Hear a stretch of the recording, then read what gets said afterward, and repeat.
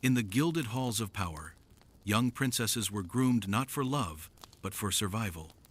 Behind velvet curtains and polished floors, every smile, every gesture, and every whispered word carried consequence. Childhood ended not with a coming-of-age ceremony, but with contracts, alliances, and the cold calculus of politics. Some lessons were taught openly, others in shadows, in whispers, and in silences that echoed louder than any decree. These were lives lived as both spectacle and strategy, where obedience was currency, curiosity dangerous, and desire a hidden rebellion. Step into a world where beauty, intellect, and charm were tools of negotiation, and the price of misstep could be heartbreak, scandal, or worse. Welcome to the secret realities of aristocratic life in an age ruled by duty and deception.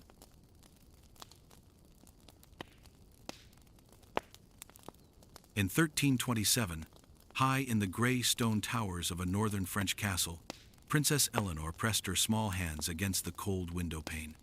She was 7 years old, yet already she understood that her life was not her own. Every movement, every word, every glance was scrutinized by nurses, governesses, and guards. The vast courtyard below, mist-shrouded and echoing with the barking of dogs, seemed like freedom, yet it was forever out of reach. Childhood, for a princess, was a gilded cage, beautiful to behold but inescapable in practice. From birth, noble girls were property first and human second. Eleanor's nurse, a grim woman with a permanent scowl, often whispered tales of her mother's youth. Nights spent crying in hidden chambers, desperate to flee the suffocating expectations of courtly life. Even the dogs, free to run and bark, were freer than Eleanor herself. Her play was constrained, her laughter muted. Any sign of independent thought could draw sharp words or worse, a cold glance that left bruises unseen. Education offered no true liberation, only training. Eleanor learned Latin, French, and the Bible, memorizing histories of kings and saints, moralistic tales designed to mold obedience. Music, embroidery, dance, and arithmetic filled her days. Each lesson was a test of endurance. One misstep could bring shame, and shame could ripple across marriages, alliances, or family honor. Teachers praised her intellect, yet frowned when her gaze wandered, treating curiosity as rebellion. Every stitch, every note, every footfall on polished stone floors drilled patience and compliance. Religion deepened the grip of fear. Daily prayers recited warnings of sin, hellfire, and divine punishment. Girls were told their bodies were dangerous, curiosity sinful, and any transgression could provoke God's wrath. Mothers repeated cautionary tales of disobedient girls punished with isolation or public shame. Eleanor absorbed them all, her small body trembling with a growing awareness that childhood misbehavior could carry consequences far beyond mere scolding. Yet brief moments of delight did exist, though they were fragile as sunlight through a narrow, arrow-slit window. Eleanor sometimes slipped from her chamber unnoticed, venturing into kitchens or stables. She marveled at the strength of horses, the joy of barking hounds, and imagined a life without the constant weight of expectation. Discovery was dangerous. A single misstep, a sudden guard, a sharp rebuke from a governess reminded her that curiosity could undo her, that the golden cage demanded obedience above all. Friendships were equally constrained. Other noble girls were mirrors of alliances to be formed, not companions. Games were rehearsed, conversations stilted. A careless word could become scandal whispered through shadowed halls. Eleanor learned early to hide her thoughts behind practiced smiles. Trust was a luxury she could not afford. Innocence, a ghost. Even meals were lessons in control. Food was measured, supervised, and indulgence deemed unladylike. Illness carried social consequences. A sickly princess risked her family's reputation, diminishing marriage prospects and alliances. Eleanor learned to swallow hunger, to bite back complaints, to perform contentment as though it were survival itself. By her 10th birthday, Eleanor understood the essential truth. Childhood was rehearsal for imprisonment. Every stitch, every prayer, every warning of sin, every warning of danger had one purpose: to prepare her for a life in which obedience outweighed desire, patience outweighed curiosity, and performance outweighed happiness. The golden cage gleamed, yet beneath its beauty lay cold iron bars. Eleanor did not yet know the horrors of political marriages, the manipulations that awaited her, nor the silent, invisible dangers lurking in courtly intrigue. Yet the lessons of youth had carved fear into her bones. Obedience was survival, innocence a weapon, and the world she would inherit demanded a price few could imagine. In those shadowed halls, Eleanor's laughter was rare, her movements careful, her thoughts secret. She was a child, but one trained to endure, to obey, and to survive. The cage around her would shape every decision, every fear, every longing she would carry into womanhood, leaving no part of her untouched. Even as she gazed out at the misty valley, dreaming of freedom, Eleanor knew that the world beyond was not a sanctuary, but another prison. Its walls built of contracts, alliances, and expectations she could never ignore.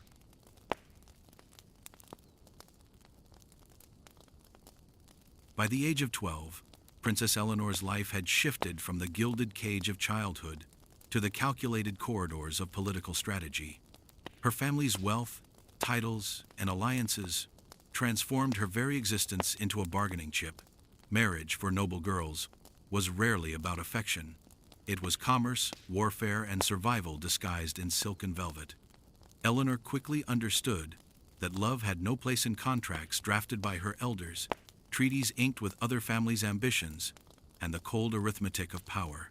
Her first exposure to this reality came when her father summoned her to the council chamber. Around the massive oak table, men with furrowed brows and sharp voices debated borders, armies, and allegiances. Eleanor, in her carefully arranged gown, was presented not as a daughter, but as a solution.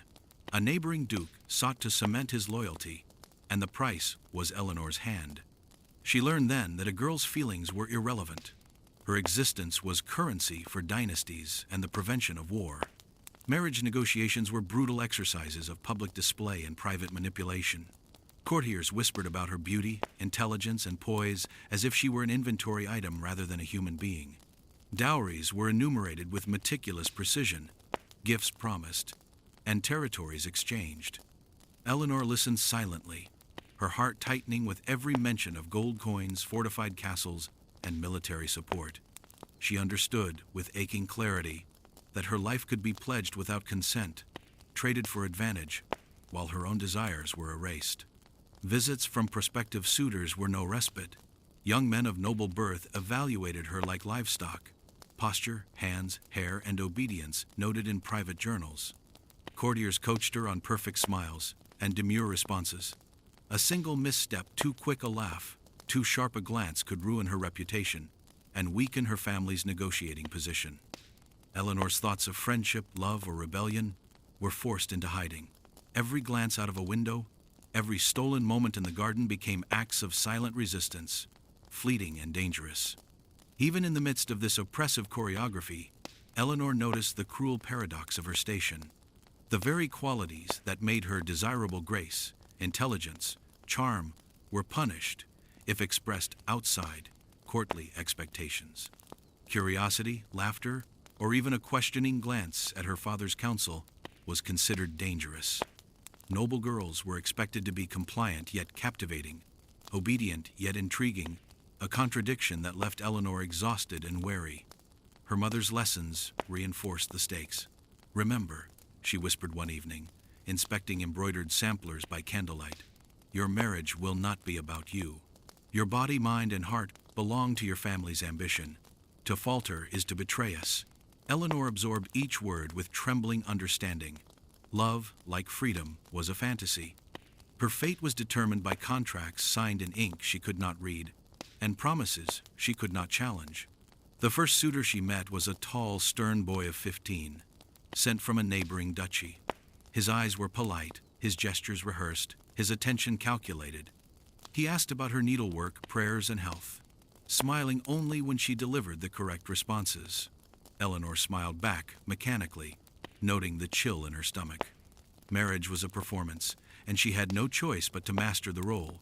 Her body and compliance were the currency, and any display of affection or disdain could have consequences far beyond her small chamber. As months passed, Eleanor became a keen observer of court strategies.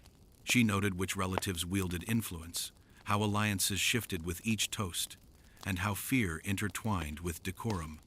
The smallest slip whispered insults, a glance at a rival's daughter, a laugh too loud could topple negotiations or ruin reputations.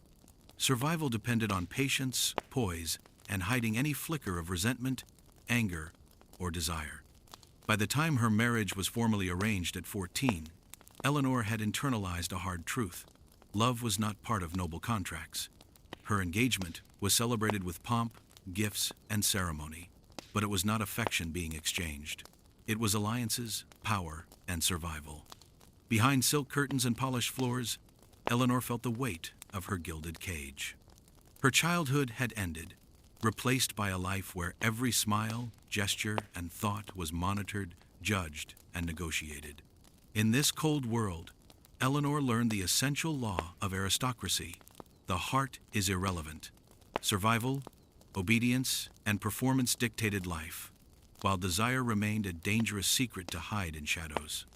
The golden cage of childhood had merely expanded, draped in velvet, illuminated by chandeliers, and enforced by diplomacy and steel.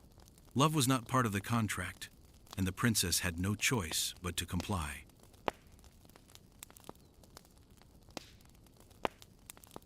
When Princess Eleanor first heard of her betrothed, he existed only as a name, a figure summoned through letters, treaties, and council reports.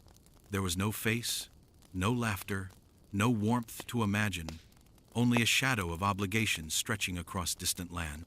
At 12, the concept of a husband was abstract, a lesson in duty rather than a human relationship, yet its weight pressed on her small shoulders with relentless force. She would be bound to this boy by contracts, alliances, and expectation before she understood him, and her life would pivot on this unseen stranger. The first meeting was orchestrated like a ritual. Eleanor entered the great hall swathed in blue silk, her hair arranged in precise spirals, every gesture premeditated. At the far end of the room, her betrothed waited tall, composed, and equally rehearsed. Their eyes met briefly, polite yet cautious. He returned her bow with measured stiffness, a faint flicker of curiosity hidden behind the veneer of propriety. Both knew that appearances were paramount, that this was less a greeting than the opening act of a lifelong negotiation. In the following weeks, Eleanor became a careful observer. She noted every tilt of his head, the exact cadence of his speech, the polite inclinations of his gaze. Courtiers whispered assessments of lineage, temperament, and fortune, but Eleanor catalogued her own impressions in silence. She realized he, like herself, was trapped in expectation. Even the smallest private smile or unguarded gesture could breach decorum, drawing scrutiny or disapproval. He, too, had been trained to mask feeling, to mold every movement into a tool of diplomacy. Conversations were cautious, measured. He inquired about her embroidery, her studies, the books she favored. Eleanor answered as she had been taught, modestly, intelligently, with grace. Beneath the polish, however, she detected something fleeting in his eyes, a spark of curiosity, a mind not entirely subdued by obligation. It was subtle, almost imperceptible, but it suggested that behind the mask of etiquette, there might be thought, imagination, even individuality. In the gardens, where formalities relaxed just slightly, Eleanor attempted to gauge him more freely. She watched how he treated attendants, animals, and the servants who scurried around the courtyard. She observed the patience with which he endured long discussions about politics and property, and the careful restraint in which he hid frustration or disinterest. Even these small insights, however, were mediated through obligation. He was as much a political instrument as she was, bound by the same chains of expectation, serving the ambitions of families and dynasties rather than their own hearts. The paradox of their betrothal became painfully clear. Eleanor was tied intimately to a person she barely knew, yet that connection dictated her security, her family's future, and the balance of power. Compliance, tact, and endurance became her currency. The boy before her might become a friend, a companion, or simply a partner in navigating courtly life, but he could not yet be a lover. In aristocratic architecture, love was irrelevant. Survival depended on observation, patience, and careful performance. Family advisors reinforced the lesson. Remember, her mother whispered one evening, your happiness is secondary. Marriage is a tool. Affection may come, if it comes at all. You must not falter. Eleanor absorbed this with tightening resolve. Every smile, every gesture, every word exchanged with her betrothed was now under the double scrutiny of courtly protocol and the subtle evaluation of character. Yet curiosity persisted. Eleanor wondered if beneath his carefully maintained exterior, he might possess a mind and heart unshackled by protocol. These thoughts were dangerous, to be hidden even from herself, yet they persisted, flickering quietly like a candle in a darkened chamber. The unknown groom, once a name on a page, began to occupy her imagination in ways that negotiation could not entirely suppress. As their engagement progressed, Eleanor discovered the first rule of aristocratic marriage. A partner remains a stranger until shared experience reveals their true self. She cataloged habits, observed reactions to challenges, and considered the temperament concealed beneath formality. Slowly, she understood that marriage would be less about affection than endurance, intelligence, and subtlety. In this gilded cage, Eleanor recognized her groom not as an enemy, but as a fellow prisoner of circumstance. Together, they would navigate expectations, alliances, and appearances, while the private world of desire remained largely unexplored. In the boy she did not yet know, she glimpsed uncertainty, possibility, and the faint hope that even within duty, fragments of humanity might endure.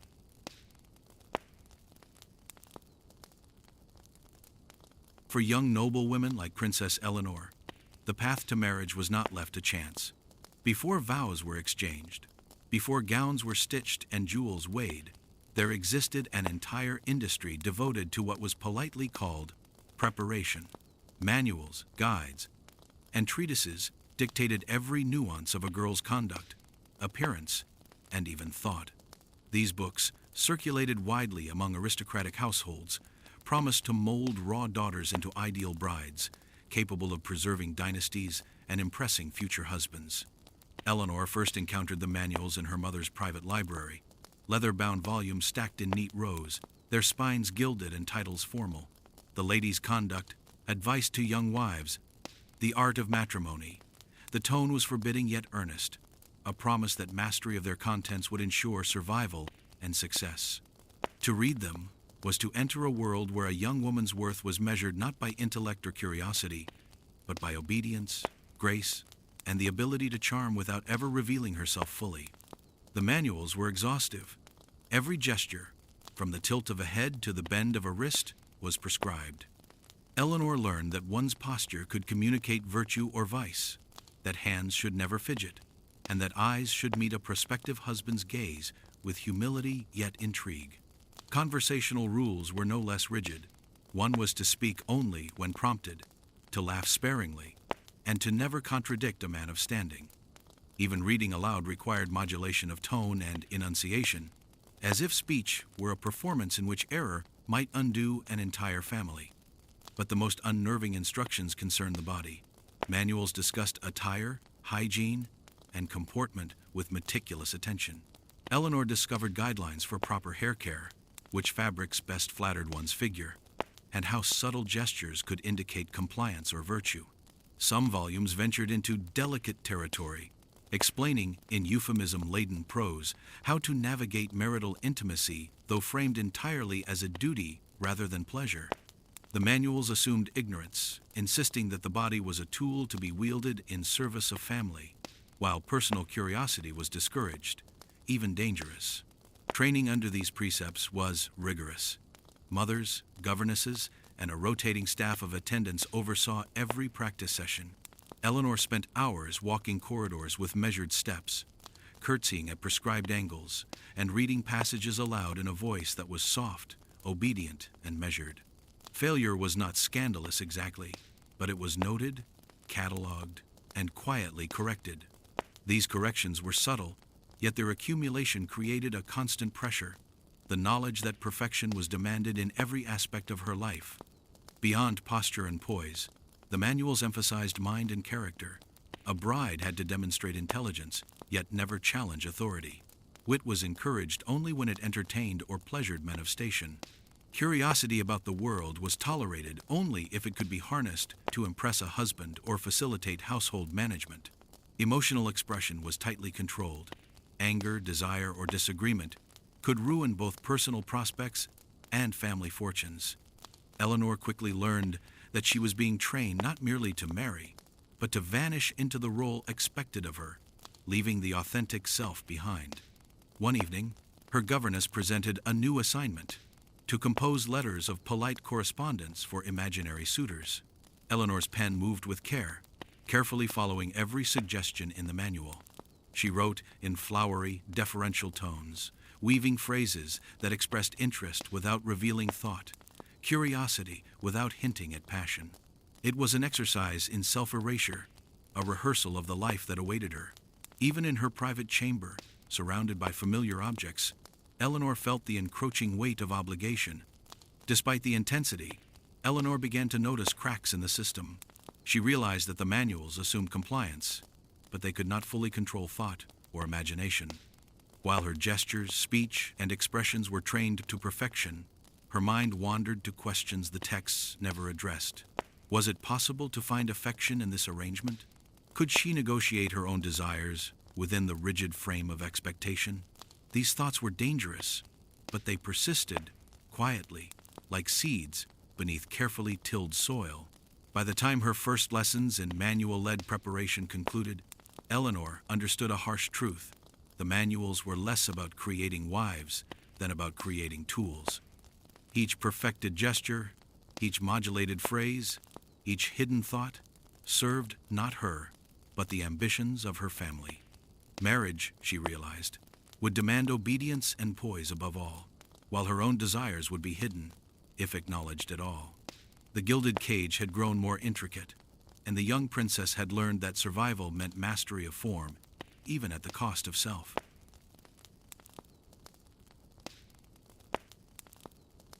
For Princess Eleanor, the bedroom was no sanctuary. By the time her engagement was formalized, she realized that even spaces meant for rest, privacy, and comfort were in fact extensions of courtly obligation. The bedroom, ostensibly intimate and personal, had been transformed into a theater where appearances, duty, and surveillance intersected. In the gilded cages of aristocracy, no corner of life was exempt from the intricate choreography of power. The bedroom itself reflected its dual purpose. Walls were adorned with tapestries depicting virtue, fidelity, and pious devotion, each image a reminder of the expectations she was to embody. Furniture was arranged with precision, the bed placed to optimize presentation, chairs positioned for visitors, mirrors angled to ensure proper posture at all times. Even the fabrics, silks, brocades, and lace were carefully selected not for comfort, but for visual approval. Eleanor quickly understood that her surroundings were less about her comfort and more about the demonstration of discipline, refinement, and obedience. Lessons in the bedroom were both literal and symbolic. Governesses supervised dressing, instructing Eleanor on how to wear corsets, fasten laces, and carry herself in restrictive garments. Each layer of clothing imposed subtle lessons on endurance, pain tolerance, and self-restraint. Tight bodices shaped the body into an ideal form, while high collars reminded her to keep her chin raised and expression controlled. Even sleep was regulated. Hours, posture, and habits recorded to ensure compliance with propriety. In this way, Eleanor's body became another instrument of preparation, its freedom circumscribed by invisible lines drawn by generations of expectation. Privacy was a fragile illusion. Servants, attendants, and occasionally family members maintained a presence even in the most personal moments. Doors were not always closed, glances were observed, whispers noted. Eleanor learned quickly to internalize self-control, to monitor her own thoughts as rigorously as her posture. A frown, a sigh, or a careless glance could betray inner defiance, prompting quiet reprimand or corrective instruction. The bedroom, once imagined as a retreat, was a constant reminder that the princess existed for display, education, and compliance, even when unobserved. Marriage preparation added an entirely new dimension. Manuals had hinted at the duties awaiting her, But experience, whispered advice from older cousins, and the subtle cues of courtiers made the lessons brutally real. Eleanor's body, her most private possession, was framed as a site of obligation. She was taught the language of touch, the art of restraint, and the necessity of performing pleasure for a husband whose presence was both a legal bond and a political instrument. There was no discussion of desire or consent. The only recognized purpose was duty. Nightly routines became exercises in endurance. Eleanor was instructed to maintain decorum while undressing, to regulate voice and expression even in supposed solitude, and to adopt comportment that suggested modesty while remaining appealing. Every movement was scrutinized, even if only by an internalized gaze, and every hesitation or misstep was catalogued for future correction. The bedroom had become a battlefield, not of swords and armies, but of control, strategy, and the quiet resistance of a young mind seeking autonomy. Even sleep was contested territory. Eleanor learned to reconcile exhaustion with the constant pressure to present herself correctly, to anticipate the expectations of a husband, and to anticipate scrutiny that might arrive with the sunrise. Dreams were suppressed or shaped to align with propriety. Thoughts of rebellion or desire were tucked into hidden corners of consciousness. The battle was as psychological as it was physical. Mastery over the self became both armor and prison. Yet within this strict regime, Eleanor discovered small victories.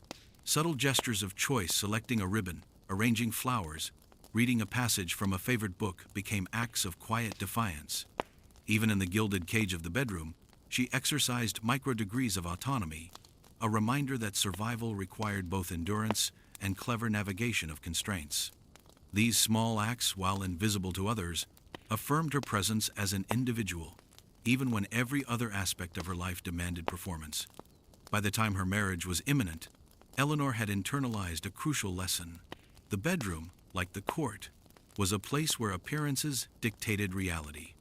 Survival depended on mastering the rituals imposed upon her, concealing true desires, and performing compliance with unwavering precision. Here, as elsewhere, the lines between duty and identity blurred, and the young princess learned that her private world could never be entirely her own. In the gilded cage of aristocracy, even the most personal spaces were weaponized, and the battle for autonomy was waged silently, behind silks, tapestries, and the ever-watchful gaze of expectation.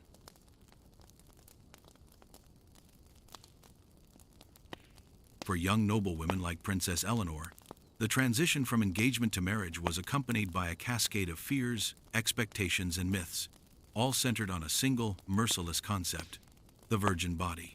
The hymen, a fragile membrane, was elevated to a symbol of honor, purity, and family reputation. Its integrity, or alleged lack thereof, was treated as proof of virtue, a literal measure of a woman's worth, and a determinant of political alliances. In the gilded corridors of aristocracy, the presence or absence of a few drops of blood could dictate triumph or scandal.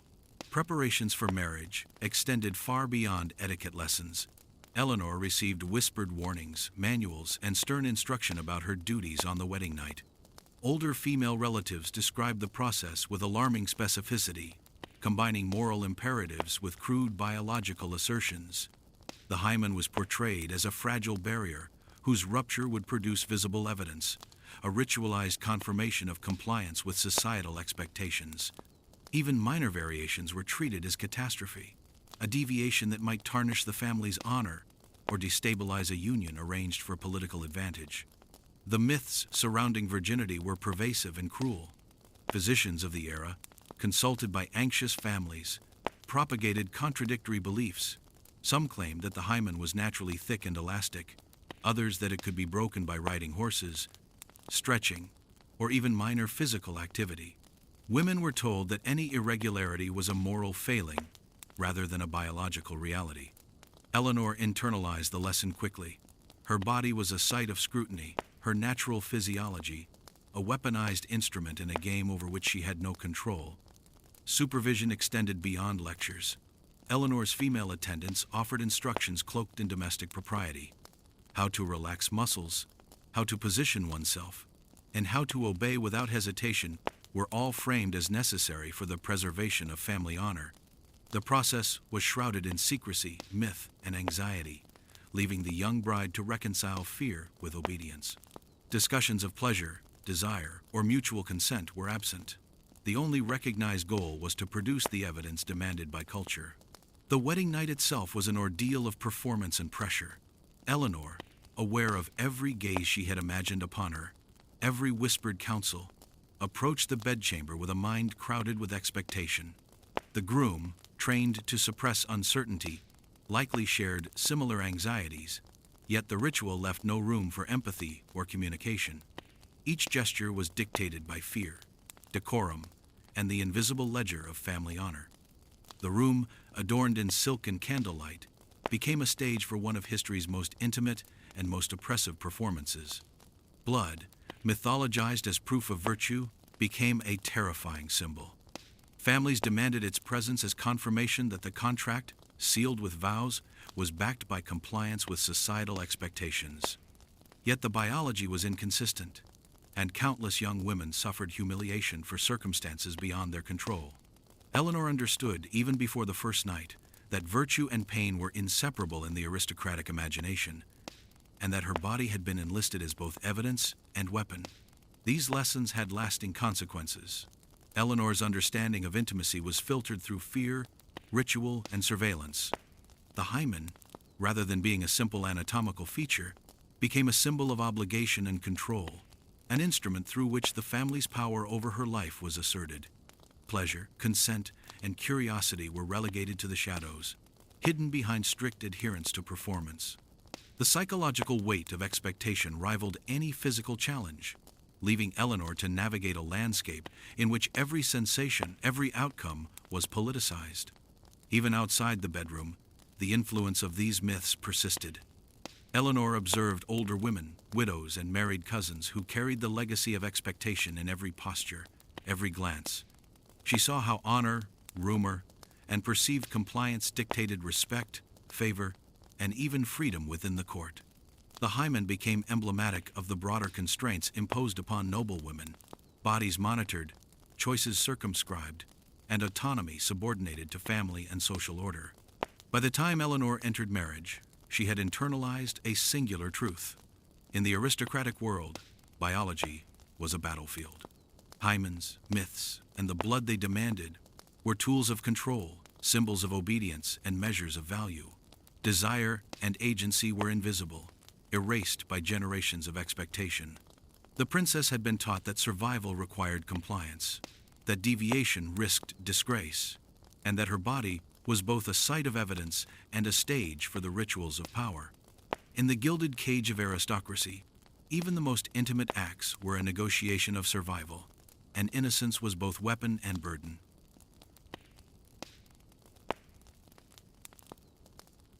For Princess Eleanor, and countless women of her rank, sexual intimacy was never framed as desire but as obligation.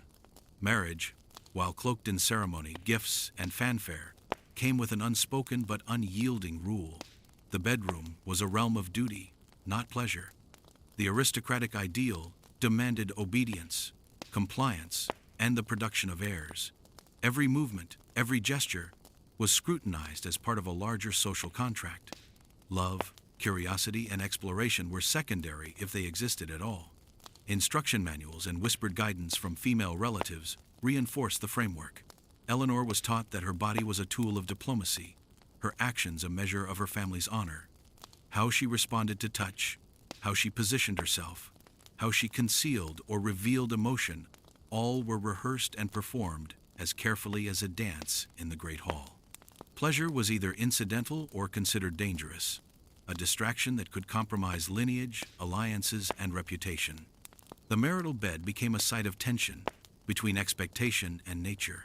Eleanor was told to accept her role with grace, to endure discomfort silently, and to suppress any reaction that might hint at desire.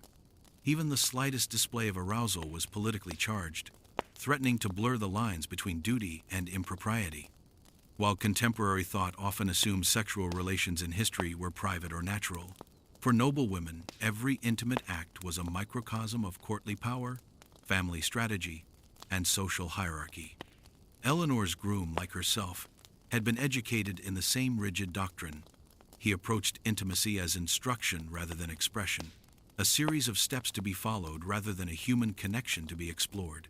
Their interactions were mechanical, measured, and cautious. Missteps were fraught with consequence. Hesitation or protest could offend pride, disrupt protocol, or worse, signal rebellion.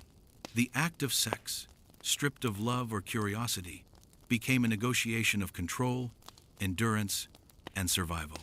Historical accounts reveal that women like Eleanor were rarely alone in their anxieties.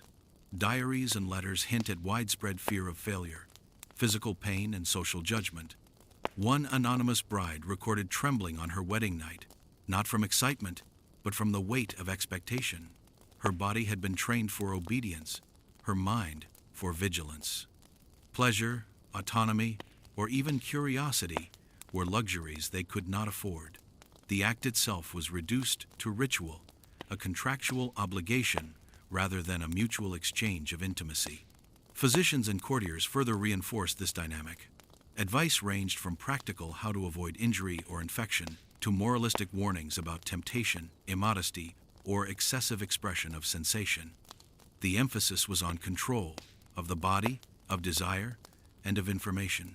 The notion that women might enjoy or explore sexual pleasure was absent from education and guidance.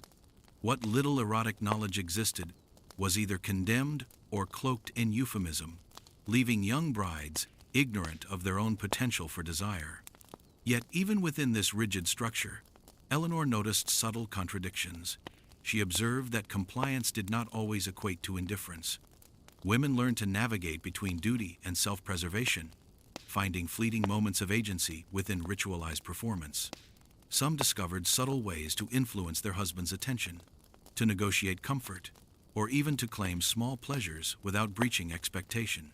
These strategies were delicate, invisible, and necessary. They were survival in miniature, a private rebellion against a system that demanded perfection. The larger lesson was clear. Sexuality in aristocratic marriage was an instrument of power, a tool to secure heirs, maintain alliances, and enforce social norms. Pleasure, when it existed, was accidental. Knowledge, when it existed, was forbidden or secret.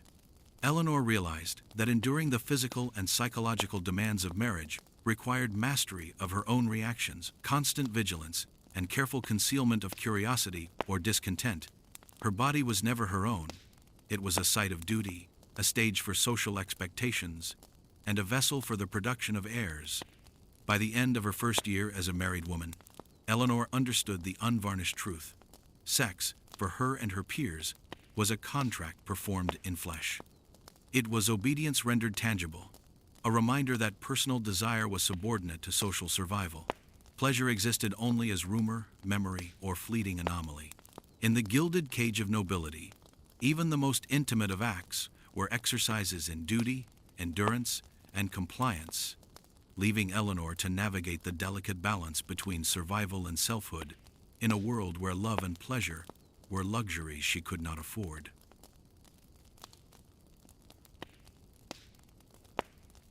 In the gilded households of nobility, the unseen hands of midwives and maids wielded influence far beyond their station. Princess Eleanor quickly learned that these women were the quiet arbiters of life, intimacy, and secrecy. While courtiers, tutors, and advisors occupied grand halls and council chambers, it was the midwives and maids who shaped the most intimate realities of a noblewoman's life. They guided young brides through the maze of preparation, expectation, and ritual, offering knowledge denied elsewhere and enforcing rules that could mean the difference between honor and scandal. Midwives, often older and steeped in tradition, carried authority rooted in both experience and superstition. Eleanor discovered their expertise extended beyond childbirth. They taught young brides about anatomy in hushed tones, instructed on the correct positioning for sexual intercourse, and offered guidance on hygiene and modesty. Their role was both medical and moral. They were tasked with ensuring that the bride's body was ready to fulfill her obligations to her husband and her family. Mistakes or ignorance were not tolerated. Failure could bring shame, injury, or the wrath of both the husband and the household. Maids, though ostensibly servants, wielded subtle power as well. They managed the daily rituals that maintained the appearance and performance of the noble household. They oversaw the dressing, bathing, and grooming of the bride, guided the correct posture during formal appearances, and discreetly instructed her in the practicalities of sexual conduct and the nuances of etiquette behind closed doors. Eleanor realized that the seemingly small corrections of a maid, how to hold a fan, how to position oneself in bed, how to endure discomfort without complaint, were lessons in survival. The dynamic between midwife, maid, and young bride was complex. Midwives commanded respect through expertise, maids through constant proximity, and both through discretion. Secrets shared in the soft light of a chamber were sacred. The wrong word, a careless glance, could have repercussions that echoed through the family's reputation. Eleanor, like other young brides, learned that trust was a fragile commodity. She depended on these women not only for instruction, but also for protection from the harshest realities of her new life. Instruction often blurred with performance. Midwives taught how to endure pain and discomfort silently, how to signal compliance while concealing unease, and how to recognize subtle signs of the husband's moods. Maids reinforced these lessons daily, repeating, correcting, and reminding until behavior became instinctual. Eleanor found herself both grateful and wary. These women held knowledge that gave her power within her gilded cage, but that same knowledge underscored her lack of autonomy. The authority of midwives and maids also extended to managing the physical and emotional consequences of marriage. They addressed bruises, sores, and fatigue with remedies often drawn from herbal lore, and they offered counsel on patience, tact, and endurance. For Eleanor, their presence became a lifeline, a guide through the treacherous terrain of duty disguised as intimacy. In their hands, she could navigate the contradictions of her role, learning to comply without surrendering entirely to despair. Yet, even as they instructed, midwives and maids reinforced the hierarchy of power. Knowledge came at a price: obedience. Eleanor could learn about her body, her obligations, and the hidden currents of household politics, but only insofar as she remained compliant. The lesson was unavoidable. Survival depended on mastering the rules imposed by those who themselves navigated a strict social ladder. Every gesture, every whispered instruction, every silent nod was a reminder that her body and mind were not entirely her own. Eleanor also observed the ways these women could quietly subvert authority. Midwives sometimes shielded brides from harsh demands, maids diverted scrutiny with clever distractions, and both mediated between the young bride and her husband in subtle, almost invisible ways. These acts of negotiation were invisible to the household's official power structure, but essential to the bride's survival. Eleanor understood that life in a noble household was a network of overt commands and covert maneuvering, and the midwives and maids were central to that hidden machinery. By the end of her first year in marriage, Eleanor recognized the indispensable role of these women. They were her instructors, protectors, and secret allies, shaping the very contours of her body, her behavior, and her endurance. In a world where love was absent and duty governed every act, midwives and maids represented a paradoxical blend of control and care agents of both compliance and survival. Through them, Eleanor learned to navigate the treacherous intimacy of her world, understanding that survival was as much about knowledge, observation, and alliance as it was about obedience and restraint.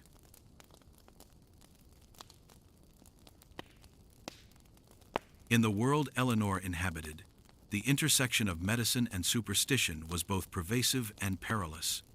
The Victorian belief system, deeply entwined with aristocratic propriety, dictated that women's health was fragile, their bodies weak, and their minds prone to disorder. These assumptions justified treatments that, to modern eyes, were brutal, bizarre, and terrifying. Princesses, noblewomen, and even the daughters of commoners were subject to remedies designed more to enforce social expectations than to heal actual ailments. Eleanor quickly learned that what passed for medical wisdom often masked fear, ignorance, and control. Among the most notorious treatments were bloodletting and purging. Physicians, convinced that an imbalance of humors caused disease, repeatedly drained patients of blood or forced them to vomit. Eleanor witnessed her maid's older sister, visiting the court for consultation, subjected to repeated leech applications. Her face paled, her limbs weakened, but doctors documented the procedure as a success. The logic was unassailable to contemporaries. A flushed woman must be sick. Removing blood restored balance. Pain, exhaustion, and fear were irrelevant to the diagnosis. Her mother warned Eleanor that fainting, headaches, or palpitations were not always signs of genuine illness. They could be evidence of moral or emotional weakness. A woman must master her body, she instructed, or her body will master her. The lessons were cruelly reinforced through observation.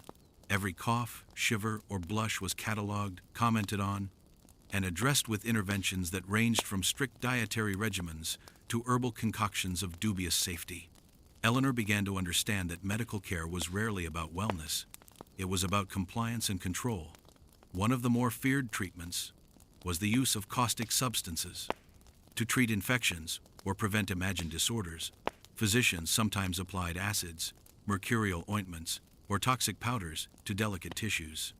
The goal was restoration, but the effects were often grotesque. Burns, sores, and permanent scarring were common. The reasoning, rooted in logic lost to superstition, was simple. If the body could be chemically manipulated, disease could be conquered. Eleanor noted the stark contrast between the promised relief and the actual suffering, recognizing that expertise often failed morality. The remedies extended beyond the physical. Mental distress, anxiety, melancholy, or disobedience was treated as a disease in itself. Doctors prescribed rigid schedules, enforced posture, and restricted activity. In extreme cases, isolation in quiet chambers or confinement in padded rooms was deemed necessary. Eleanor learned that punishment and therapy were indistinguishable. Behavior had to conform to ideals of propriety, and deviation risked both physical and psychological correction. The boundaries of medicine were flexible, dictated by cultural expectations rather than evidence. Eleanor also discovered that knowledge of anatomy was incomplete, even among the most learned physicians. Women were treated for mysterious uterine disorders, hysteria, or delicate constitution, with procedures that caused more harm than relief. Surgical interventions, often performed without anesthesia, were justified by the logic of urgency and propriety. Bleeding, suturing, and excision became instruments of obedience. The mindless repetition of these procedures, sanctioned by authority, revealed how deeply fear and ignorance could warp medical practice. Her maid, trained in domestic care, offered a quiet contrast. While midwives and household maids possessed practical knowledge of remedies and observation, their methods were grounded in survival and comfort rather than theory. Herbal infusions, cooling compresses, and measured interventions often worked where formal medicine failed. Eleanor realized that the invisible network of women in her household could sometimes mitigate the cruelty of formal treatment. It was a lesson in the difference between power and expertise, between authority and efficacy. Ultimately, Eleanor understood that medical practice in her world was inseparable from social control. Treatments were designed to maintain hierarchy, enforce obedience, and preserve appearances. Pain and risk were tolerated because the appearance of compliance was more valuable than health.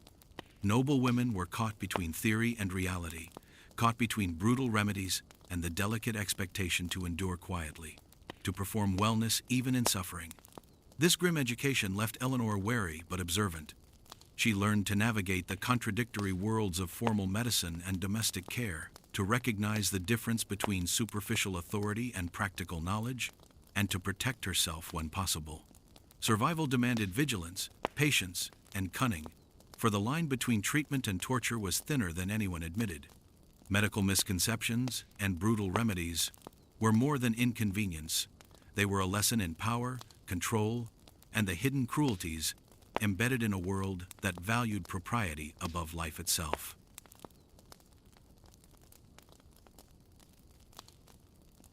In the gilded halls of the palace, fear was an invisible companion. It clung to the corridors, to the heavy velvet curtains, and to the polished floors where young Eleanor walked under constant scrutiny. Unlike the tangible dangers of political machinations or medical treatments, this fear was intangible, a shadow that grew with every whispered warning and every lesson in obedience. Psychological trauma, though unacknowledged by doctors and family alike, was real, persistent, and shaping the very foundation of a princess's mind. From an early age, Eleanor had been taught that every glance, every word, and every thought carried consequences. Missteps were not simply embarrassing, they were potentially catastrophic. The relentless pressure to perform perfectly, to appear serene and compliant, while absorbing lessons in diplomacy, court etiquette, and domestic skills, created a constant state of tension. Anxiety, though unnamed, was a constant companion, pressing on her chest, tightening her stomach, and whispering that one wrong move could unravel her carefully rehearsed existence. Even play was structured, a rehearsal for obedience. Dolls were arranged with precise propriety, embroidery was graded for correctness, and interactions with other children were monitored. Deviance was punished, curiosity suppressed, and imagination constrained by lessons in decorum. Eleanor internalized the idea that her emotions were secondary, private desires dangerous. This early conditioning laid the foundation for chronic stress, a quiet terror woven into her sense of self. The engagement to her unknown groom only intensified this psychological burden. Every introduction, every interaction, became a test of restraint and observation. Eleanor learned to monitor her own responses, suppressing instinctive laughter, curiosity, or resentment, because each expression could be interpreted as defiance or weakness. The mind, she realized, was as much a battlefield as the formal chambers where political marriages were arranged. Emotional regulation was not encouraged for health or well-being, it was a survival skill. Even sleep offered no sanctuary. Nights were often restless, filled with the echo of reprimands, imagined mistakes, or fears of the unknown future. The expectation of perfection, reinforced by both mother and tutors, created a persistent state of hypervigilance. Eleanor could not simply rest. She lay awake, rehearsing gestures, words, and expressions for the day ahead. The brain of a young princess, trained in perpetual observation and compliance, carried the weight of an entire household's honor. Psychological trauma manifested not in dramatic outbursts, but in quiet vigilance, in tension that never fully released. Isolation compounded the effect. Though surrounded by maids, tutors, and relatives, Eleanor's inner life was her own, and it was heavily policed. Sharing doubt, fear, or confusion was unacceptable. Vulnerability could be weaponized against her. The emotional suppression required by protocol meant that trauma remained unspoken, festering silently. Anxiety and sadness were neither recognized nor treated. Instead, they were interpreted as moral weakness or feminine delicacy, further reinforcing self-censorship. Educational lessons and religious instruction often reinforced these fears. Warnings about sin, the consequences of rebellion, and the moral duty to one's family were interwoven with the practical lessons of etiquette and diplomacy. Eleanor learned that misbehavior or deviation could have spiritual as well as social consequences, layering moral terror onto already intense psychological pressure. Fear was not incidental. It was a tool used to maintain control and ensure compliance. Even brief moments of independence or curiosity were fraught with danger. Peering from a window, questioning a lesson, or lingering too long in a garden carried subtle yet persistent risk. Eleanor became adept at masking thought and feeling, at constructing a facade of calm and compliance, while a torrent of private fear and doubt raged beneath. Her inner life was rich and complex, yet it was constrained by the constant awareness that exposure could lead to punishment, ridicule, or loss of status. By her early teens, Eleanor understood the psychological rules of her world. Fear was omnipresent, a companion and a teacher. Obedience, silence, and careful calculation became survival strategies. Trauma, though unacknowledged by physicians or family, shaped her cognition, her decision-making, and her emotional life. The princess, who appeared serene and composed, had learned to navigate a world where uncertainty, authority, and expectation could wound as profoundly as any sword. Psychological trauma, Eleanor realized, was the hidden architecture of aristocracy. It disciplined behavior, molded thought, and ensured that even a young girl with intelligence and curiosity would internalize fear as guidance. Understanding this invisible battleground was essential. Survival demanded awareness, restraint, and strategic concealment of emotion. In the golden cage of privilege, fear was both teacher and warden, and the princess learned to live within its invisible confines.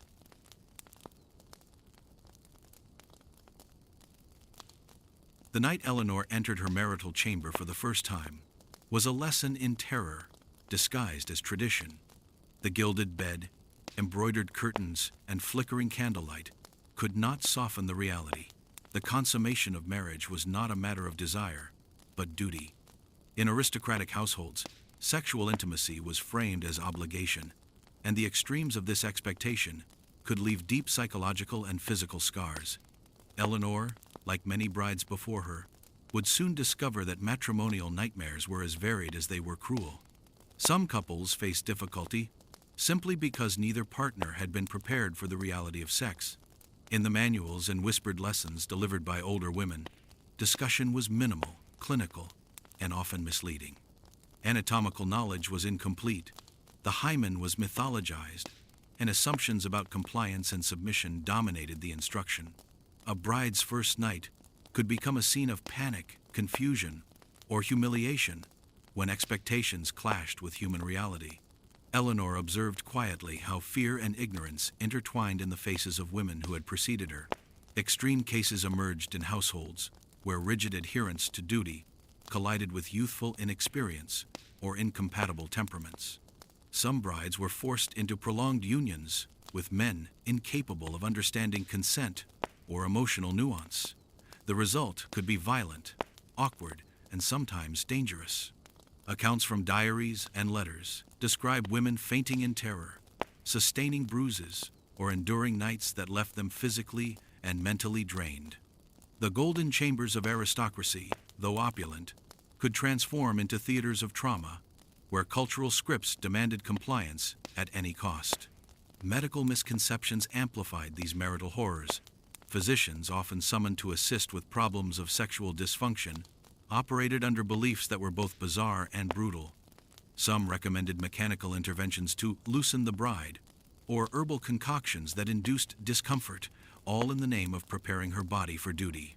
Miscommunication, misinformation, and fear ensured that the bride's first sexual experiences were rarely gentle or compassionate. Eleanor learned that even well-meaning instructions could be instruments of suffering. Not all extremes involved physical pain. Psychological torment was equally pervasive. A bride might lie awake, terrified of her husband's touch, haunted by warnings, and bracing herself for imagined failures. Anxiety could manifest as trembling, nausea, or panic, and yet acknowledgement of these reactions was forbidden. Husbands, trained to expect immediate compliance and satisfaction, often misread fear for resistance, further escalating tension. The bedroom became a battlefield, where emotional, intellectual, and physical pressures collided. Eleanor quickly realized that extreme cases were not anomalies. They were intrinsic to a system that prioritized duty over human well-being. Each marital chamber, no matter how lavish, replicated the patterns of childhood control. Obedience, performance, and silence were paramount. Women were taught to endure, to mask pain and fear, and to internalize shame. Any expression of discomfort or dissent risked damaging reputation, weakening alliances, and inviting censure from family or courtiers. Even when marriages were theoretically well-matched, unpredictability could make the first nights harrowing. Men might be inexperienced, impatient, or cruelly indifferent, while brides were burdened by anxiety, misinformation, and cultural expectations. The lack of guidance regarding pleasure or consent created situations in which mutual understanding was nearly impossible. Extreme cases, Eleanor realized, were often exaggerated only because the baseline for safety and empathy was already so low. Over time, women developed coping strategies. Some endured silently, mastering control over their expressions and body language.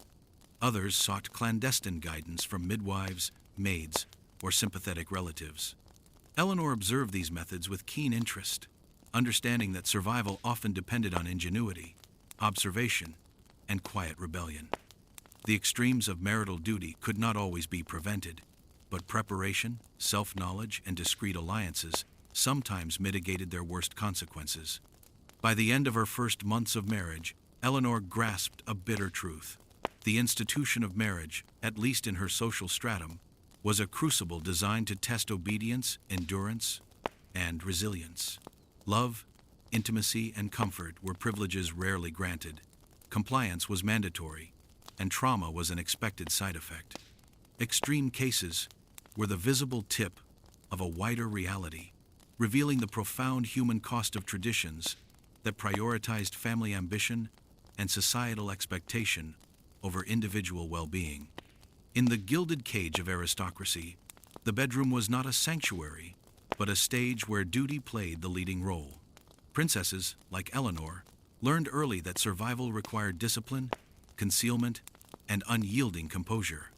Trauma, in its many forms, was unavoidable, and the extremes only underscored the fragility of human autonomy when confined by culture, tradition, and obligation.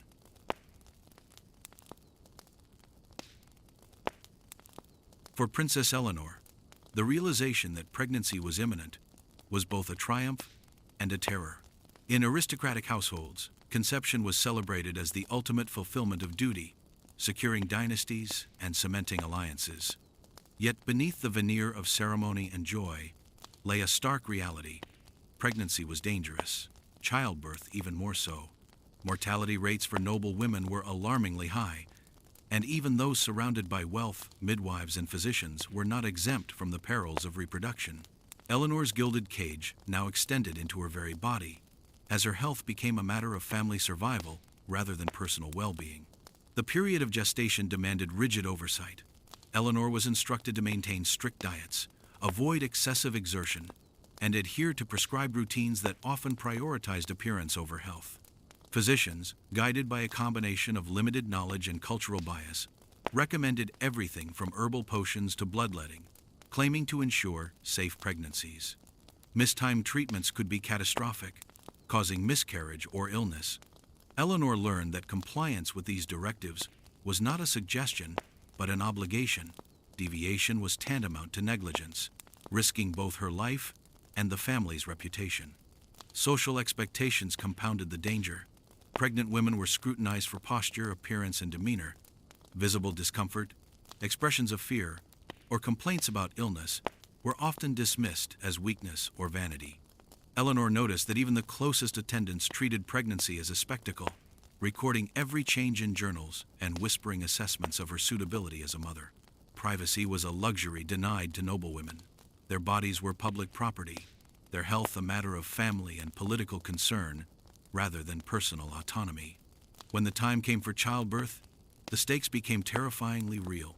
Rooms were prepared with meticulous attention to protocol, candles arranged to illuminate the mother without exposing her entirely, midwives positioned to supervise and assist, and male physicians sometimes present, cloaked in the guise of oversight. Pain was expected and tolerated silently. Eleanor understood that vocalizing fear or suffering could be interpreted as unworthiness, incompetence, or moral failing. The act of giving birth, a natural process, became a trial of endurance under intense social pressure. Medical intervention was often both insufficient and dangerous. Instruments such as forceps were employed with alarming frequency, sometimes causing injury to mother and child alike. Physicians, operating under outdated theories about female anatomy and the causes of labor complications, relied on treatments that could exacerbate suffering rather than alleviate it. Miscarriages, stillbirths, and maternal deaths were tragically common. Their frequency, a stark reminder that wealth and status offered no guarantee of safety. Eleanor absorbed these grim lessons, her fear tempered by the necessity of compliance. Psychological trauma shadowed every pregnancy and delivery. Women internalized guilt for complications, even when unavoidable, and mourned silently for losses that were socially acknowledged only in measured, ceremonial terms. The emotional toll was rarely addressed, as aristocratic society prized stoicism above self-expression. Eleanor observed the hollow eyes and restrained grief of older mothers. understanding that resilience was a skill cultivated not by choice, but by survival. The expectation to rejoice publicly while enduring private suffering created a paradoxical existence, one in which emotional suppression became a form of armor. Despite these risks, pregnancy and childbirth were framed as privileges of noble duty.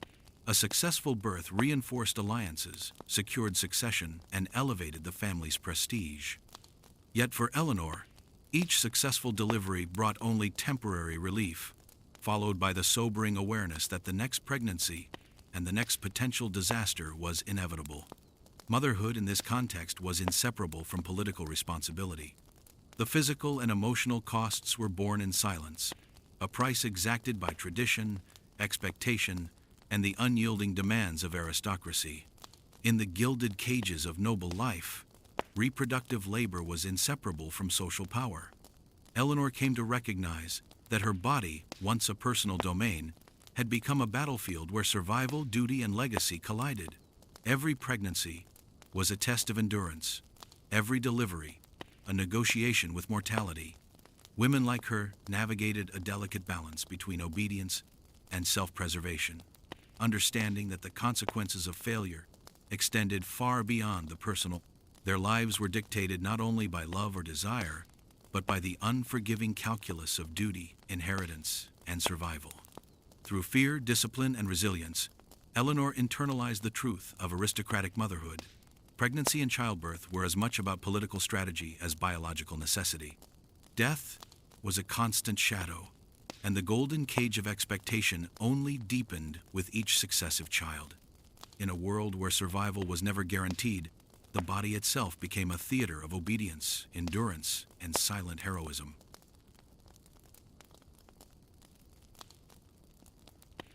For Princess Eleanor, the first night of marriage was more than a personal initiation. It was a public event disguised as privacy, a performance with consequences that rippled far beyond the bedroom. Aristocratic unions were never about desire. They were meticulously crafted contracts, with political stakes measured in alliances, dowries, and inheritance. Every action or inaction on that night could strengthen or destabilize a family's position. Eleanor understood, as she prepared herself, that her body was no longer merely her own. It was a tool of diplomacy, a mechanism to secure loyalty and legitimacy. The rituals surrounding the first night were suffocating in their precision. Bedchambers were adorned to convey status, with servants arranging silks, curtains, and candles in exacting order. Observers, midwives, or senior female attendants sometimes remained nearby, ensuring that protocol was followed. The act itself was framed as ceremonial duty. Anxiety, resistance, or impropriety were interpreted as personal failure with political ramifications. Eleanor's thoughts, desires, and fears were irrelevant. The performance was what mattered. Social expectation dictated that consummation must occur quickly and without hesitation. A delay could be interpreted as physical inadequacy, moral failing, or even sabotage, raising questions about fertility and the future of dynastic succession. Gossip, subtle yet potent, could spread rapidly through court circles, influencing marriage prospects, alliances, and reputations. Eleanor realized that this first night, though private in theory, would echo publicly in whispers and judgments, affecting not only her standing, but the credibility of her entire household. The pressure was compounded by the presence of gendered double standards. The groom, trained to assert control and demonstrate virility, faced social incentives to dominate the night while concealing uncertainty or inexperience. Eleanor, on the other hand, bore the burden of scrutiny for both performance and compliance. A misstep, a feint, a scream, a refusal could be recorded in memory or anecdote, becoming evidence of unfitness, moral weakness, or a threat to the alliance. Survival, Eleanor understood, depended on discipline, observation, and the careful management of expression. Medical theories of the time added another layer of tension. Physicians and midwives believed that a woman's first sexual experience could determine her lifelong health, emotional stability, and reproductive capacity. Improper consummation, according to their teachings, could cause illness, hysteria, or infertility. Eleanor was acutely aware that her compliance was not merely a matter of obedience, but a requirement to safeguard her own physical well-being and that of future heirs. Fear intertwined with duty, creating a psychological battlefield she could neither escape nor openly acknowledge. The first night was also the introduction to the paradox of marital intimacy as duty rather than pleasure. Eleanor and her husband, strangers until now, were expected to navigate a complex choreography of obligation, decorum, and coercion. Mutual understanding, empathy, and consent were secondary considerations, subordinate to the political imperatives of legitimacy and succession. In these gilded chambers, sex was a negotiation of survival, and emotions were dangerous distractions. Eleanor quickly discerned that silence, observation, and measured compliance were her only tools. Every gesture, breath, and motion was scrutinized, both consciously and unconsciously, by her husband and by the silent expectations of family and court. The room, though private, was filled with invisible observers, tradition, duty, and the future itself. Eleanor's body was the site where power, politics, and personal endurance intersected. Each moment was a lesson in subtlety, a rehearsal in the language of survival that aristocratic women had practiced for generations. By dawn, Eleanor understood the true weight of the first night. It was both a conclusion and a beginning. A successful consummation affirmed alliances, secured inheritance, and reassured elders. A perceived failure could imperil everything, from her own security to the family's political standing. The personal and political were inseparable. Her body and actions were not hers alone, but instruments in a centuries-old system of strategy and expectation. In the gilded cage of aristocracy, the bedroom was a theater of consequence. The first night was not romance, but ritual, not love, but leverage. Eleanor's endurance, compliance, and discretion were tested to the utmost. She emerged from the darkness with a clearer understanding of her role. Marriage was a performance, intimacy a duty, and her very life entwined with the fortunes of houses and kingdoms. Pleasure, desire, or personal preference were luxuries denied. Survival and political expediency reigned supreme. In this world, one night could shape a lifetime, and Eleanor's first night had irrevocably reminded her of the true cost of aristocratic obedience.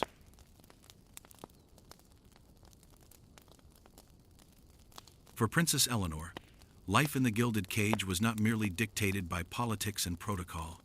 It was also under the unyielding gaze of religious authority. In aristocratic courts, faith was inseparable from governance, and clerics wielded power as rigid as any king or council. Every moral transgression, perceived or real, could have political consequences, and religion served as both guide and enforcer. Eleanor quickly learned that obedience was scrutinized not only by family and courtiers, but also by priests, confessors, and moral overseers who treated virtue as the currency of survival. The first lessons were subtle. Eleanor's daily prayers were monitored for decorum, her posture inspected during Mass, and her responses to Scripture noted. Deviations, hesitation, curiosity about forbidden texts, or questioning of ritual could be interpreted as spiritual weakness or moral failure. In courts where dynastic alliances rested on the reputation of female virtue, even minor lapses were magnified. Clerics warned that the soul of the family was entwined with the soul of its women. Any sin, any hesitation, could endanger political fortunes. Moral panic permeated discussions about sexuality, particularly female sexuality. Religious authorities propagated the belief that unchecked desire led to ruin, madness, or demonic influence. Misbehavior, however minor, was sensationalized. A flushed cheek during a private conversation, a lingering gaze at a young man, or curiosity about the body was labeled dangerous. Eleanor observed how quickly gossip intertwined with religious admonishment, transforming human impulses into public crises. The sacred and the political were inseparable. Morality was power, and panic was a tool for control. Confession became a battlefield.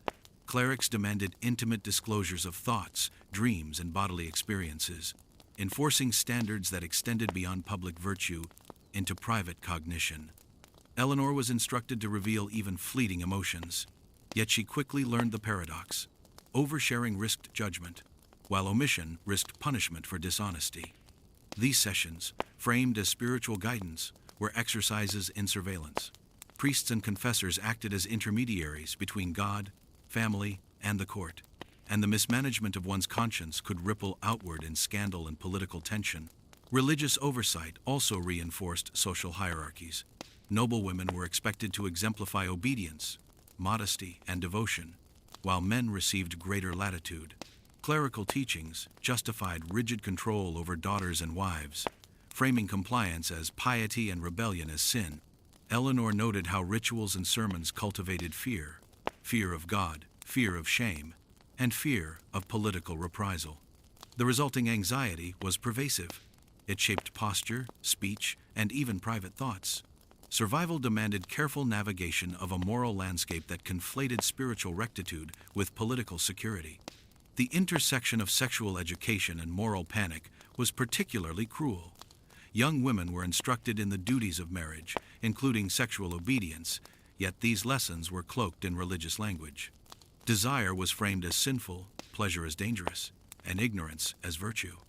Clerics and moralists propagated myths about the dangers of female curiosity and the spiritual consequences of transgression.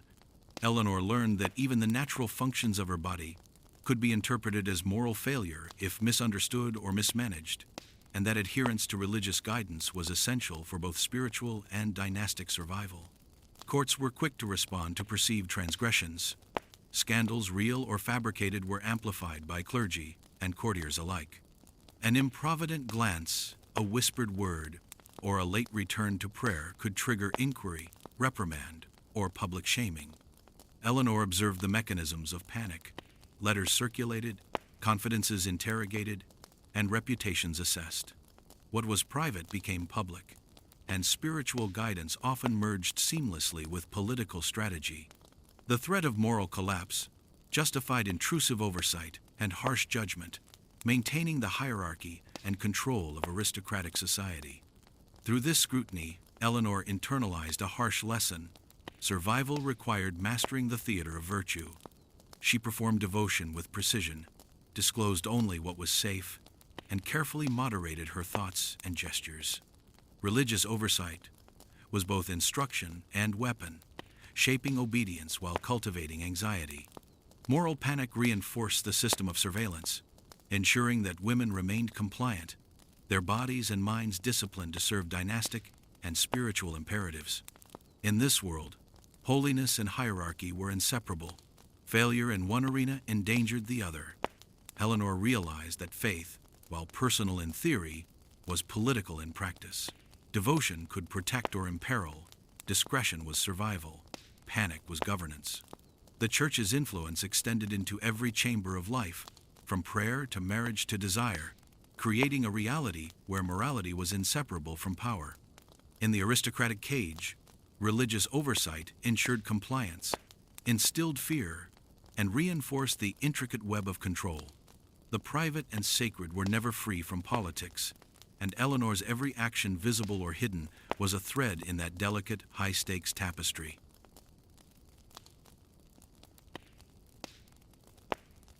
The consequences of the first night, marital duty, and religious oversight extended far beyond individual experience. For women like Princess Eleanor, the effects were both immediate and generational, shaping the ways they navigated court, family, and personal identity.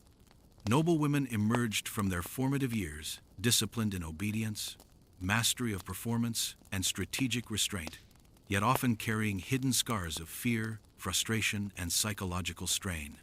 These were the women who would later manage households, influence alliances, and bear heirs, all while negotiating a world that had trained them to suppress desire and autonomy. Physically, repeated pregnancies, strict expectations of sexual compliance, and the absence of medical knowledge regarding female health left enduring marks. Many aristocratic women suffered chronic pain, exhaustion, and complications from childbirth, often compounded by inadequate medical interventions. Eleanor witnessed relatives whose health faltered under the weight of obligation, their strength measured not in vitality, but in resilience to social and reproductive demands. Pain was normalized, suffering invisible, and the ability to endure became a measure of honor and competence. Psychologically, the long-term effects were profound. Women internalized a dual existence, outward compliance, and inner vigilance. Every gesture, conversation, and expression was filtered through the prism of expectation.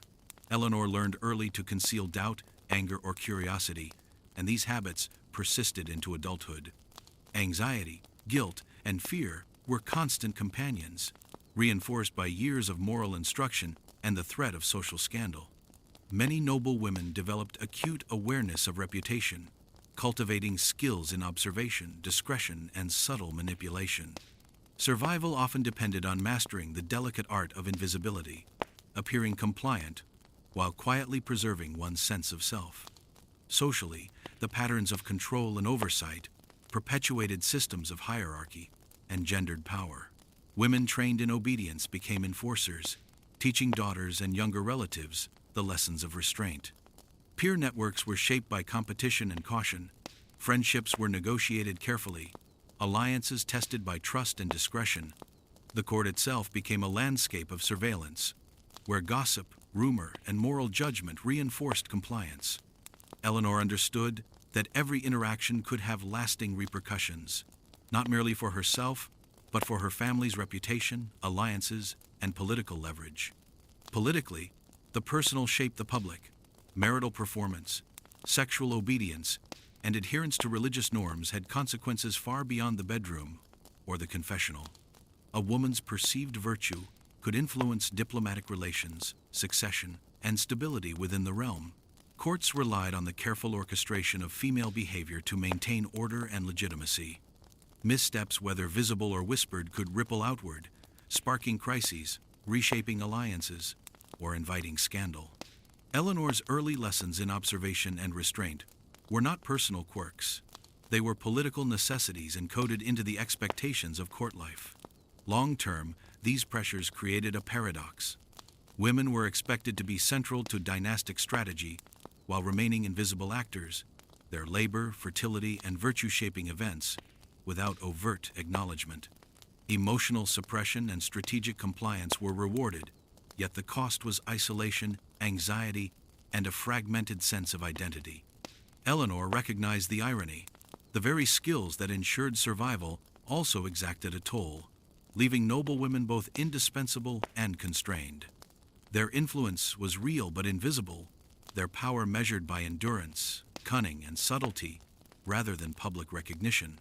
Some women, however, found resilience and subtle agency within these constraints.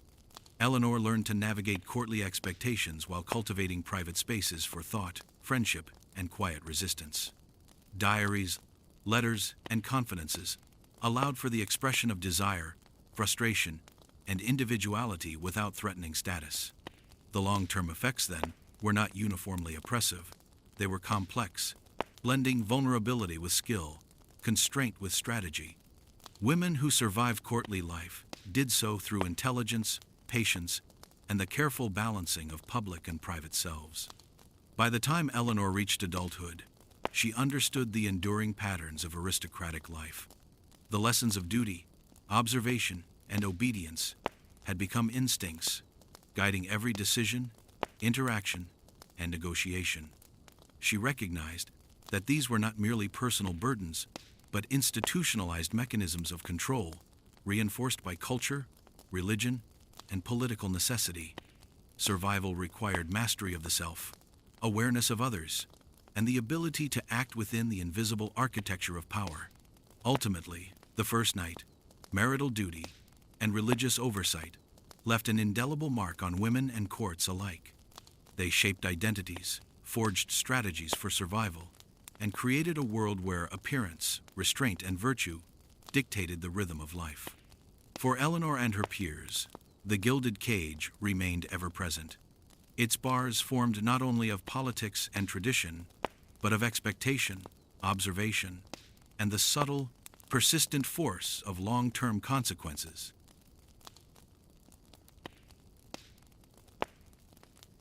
As Princess Eleanor reflected on the long arc of her life, she recognized the lessons imparted not in grand proclamations, but in whispers, silences, and shadows.